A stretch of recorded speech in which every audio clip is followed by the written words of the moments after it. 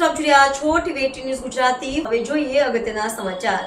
Gandhidham division police station વિસ્તારમાં જુગારનો ગણનાપત્ર case શોધી કાઢતી local crime branch પૂર્વ કચ્છ ગાંધીધામ।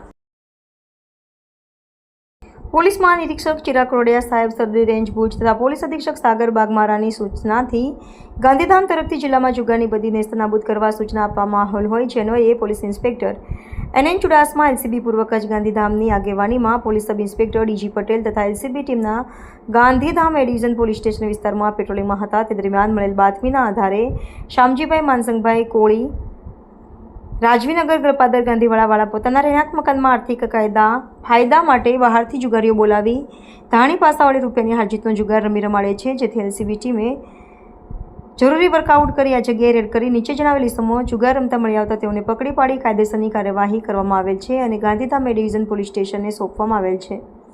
પકડાયેલ આરોપીઓમાં શામજીભાઈ માનસિંહભાઈ કોળી, સાજનભાઈ અશોકભાઈ ઠક્કર, જગદીશભાઈ ચોળી નટ, અર્જુનભાઈ જયસંગભાઈ પરમાર અને મુસા હુસેનભાઈ સુનાનો સમાવેશ થાય છે।